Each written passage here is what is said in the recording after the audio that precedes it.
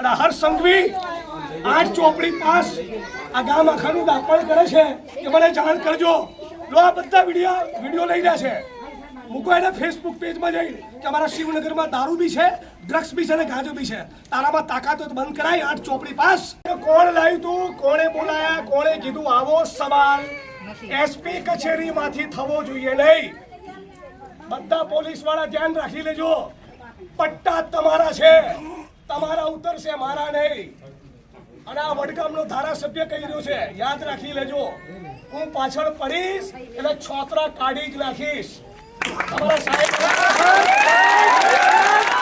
તમે આ વિડીયો જોયો અને વિડીયો જોઈને તમે કહેશો, વાહ જીગાભાઈ મજાક કરાવી દીધી, તમે પોલીસને બરાબર ખખડાવી નાખ્યા, તમે નાયબ મુખ્યમંત્રી હર્ષ સંઘવીને પણ છોડ્યા નહીં.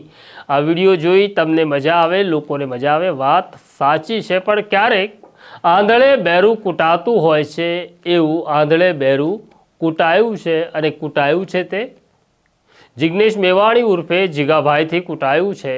તેની વિગતે વાત કરીશ. વૈષ્ણવજન તો તેને કહીએ જે પીડ પરાઈ જાનાને રે. નમસ્કાર, નવજીવન ન્યૂઝમાં તમારું સ્વાગત છે અને હું છું તમારો પ્રશાંત દયાળ. ફરી વખત એક વિડીયો તમને બતાડી દઉં, થોડીક ક્ષણો તમે આ વિડીયોની જોઈ લો. અહીંયા પોલીસ ઇન્સ્પેક્ટર, ડીવાયએસપી ને જિલ્લા પોલીસ વડા ત્રણેય હાજર છે.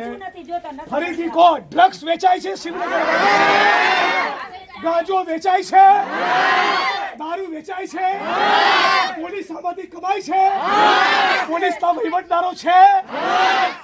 તમે આ વિડીયો જોઈ લીધો. હવે ઘટના શું છે તે કહી દઉં. હમણાં કોંગ્રેસની આક્રોશ યાત્રા ચાલી રહી છે. આક્રોશ વ્યક્ત કરવાનો છે, લોકોનો અવાજ બનવાનું છે, લોકોની વેદના, લોકોની રજૂઆત સરકાર સુધી પહોંચાડવાની છે. આ વિરોધ પક્ષ તરીકે કોંગ્રેસનું કામ છે અને આ કામ જો કોંગ્રેસ બરાબર કરે તો કદાચ તેમની બેઠકોમાં વધારો થાય.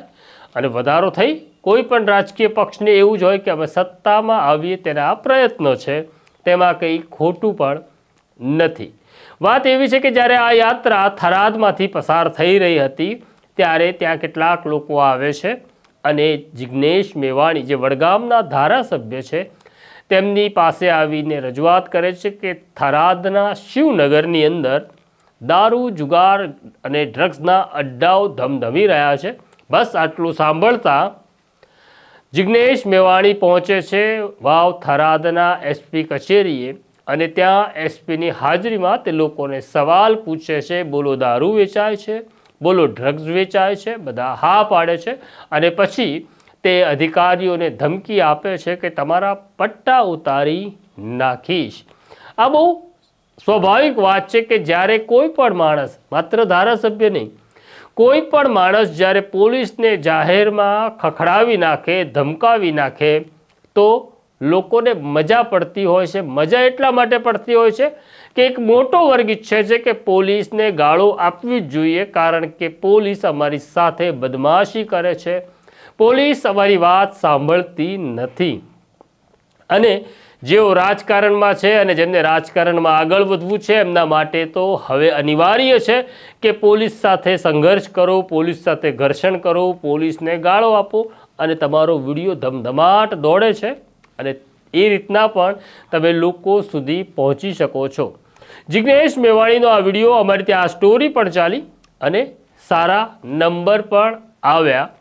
પણ આખી ઘટનાની પછી અમે જ્યારે તપાસ કરી કે મામલો શું છે ત્યારે જે વાત સામે આવી તેની વાત કરવી છે. વાત એવી છે કે સપ્ટેમ્બર મહિનાની અંદર સરકારે આઈપીએસ અધિકારીઓની બદલી કરી અને બદલી કરી ત્યારે બનાસકાંઠાના એસપી તરીકે પ્રશાંત સુંબેને મૂકવામાં આવ્યા. આ જે બનાસકાંઠો જિલ્લો છે એ રાજસ્થાનની સરહદને અડીને આવીને જિલ્લો છે અને ત્યાંથી દારૂની નાની મોટી ટ્રકો પસાર થતી હોય છે. પણ બનાસકાંઠાના એસપી તરીકે પ્રશાંત સુંબે આવ્યા, તેમણે પોતાના સ્ટાફને કહી દીધું કે બધી લાઈનો બંધ થવી જોઈએ. આ બુટલેગિંગનો ભાષાનો પ્રયોગ છે. લાઈનો એટલે જે લાઈનો પોલીસ ચલાવે છે એને લાઈન શબ્દ કહેવામાં આવે છે. તેમણે આદેશ આપ્યો કે બધી લાઈનો બંધ કરી દેજો, આ વિસ્તારમાંથી કોઈ પરમિશનવાળો દારૂ પસાર નહીં થાય. આ દરમિયાન બનાસકાંઠા પોલીસ એક દારૂની ટ્રક પકડે છે અને જેમાં 35 લાખ રૂપિયાનો દારૂ હતો.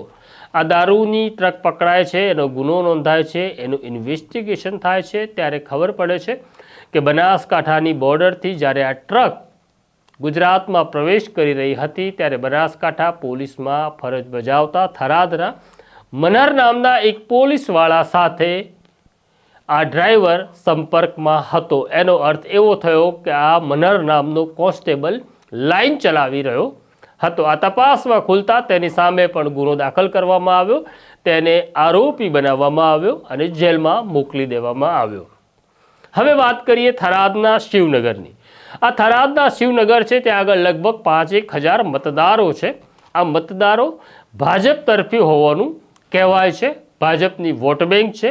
એટલે જ્યારે મનહરની ધરપકડ થઈ ત્યારે સ્થાનિક ધારાસભ્ય અને ગુજરાત વિધાનસભાના અધ્યક્ષ શંકર ચૌધરી સુધી આ મામલો પહોંચે છે કે અમારા મનહરને પોલીસે ખોટી રીતે પકડ્યો છે. મનહર આવી કોઈ લાઈન ચલાવતો નથી. શક્ય છે કે સ્થાનિક ધારાસભ્ય તરીકે શંકર ચૌધરીએ પ્રશાંત સુંબેને ફોન પણ કર્યો હશે, પણ જે પ્રકારના પુરાવા હતા ટેકનિકલ એનાલિસિસના, એના કારણે મનહરને આરોપીમાંથી મુક્ત કરવો શક્ય નહોતો, એટલે મનહર નહીં છૂટ્યો હોય. આ આખી ઘટના પછી જે શિવનગરના કેટલાક લોકો છે એ નારાજ પણ થયા હશે શંકર ચૌધરીથી અને પોલીસથી. આ દરમિયાન કોંગ્રેસની આ યાત્રાનું એલાન થાય છે.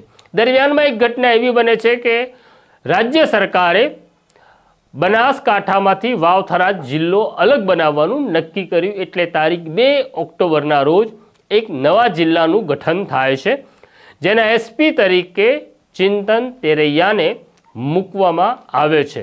ચિંતન તેરૈયા અને આ મનહરને કોઈ સંબંધ નહોતો, કારણ કે મનહરવાળી જે ઘટના હતી એ સપ્ટેમ્બર મહિનામાં બની હતી અને ચિંતન તેરૈયા છે એ 2 ઓક્ટોબરે એસપી તરીકેનો હવાલો સંભાળે છે. આ દરમિયાન આ યાત્રા નીકળે છે. યાત્રાના કેટલાક લોકો કોંગ્રેસના આગેવાનોનું સન્માન કરવા જાય છે અને કેટલાક લોકો રજૂઆત કરે છે કે શિવનગરમાં દારૂ જુગારના અડ્ડા ધમધમે છે. એટલે પછી એક ધારાસભ્ય તરીકે, એક રાજનેતા તરીકે તેઓ પહોંચે છે જિગ્નેશ મેવાણીની સાથે એસપી ઓફિસ.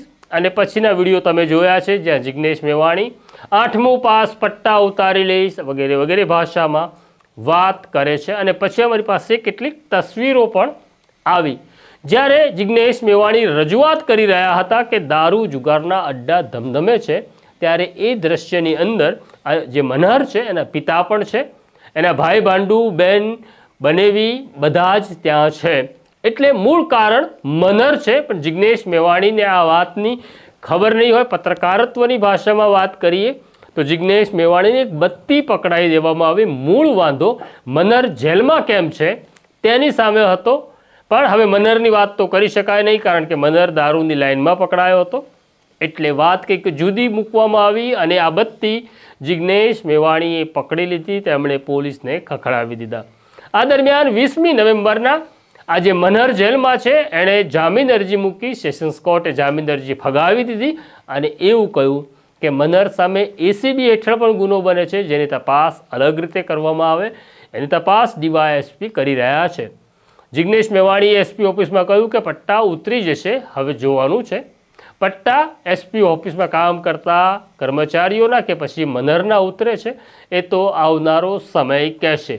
રાજકારણીઓ પાસે લોકો પોતાની વાત લઈને આવતા હોય છે ત્યારે સત્ય પૂરું રજૂ કરતા નથી. અધૂરા સત્યના આધારે પણ કોઈક વખત ભાંગરો વટાઈ જાય છે.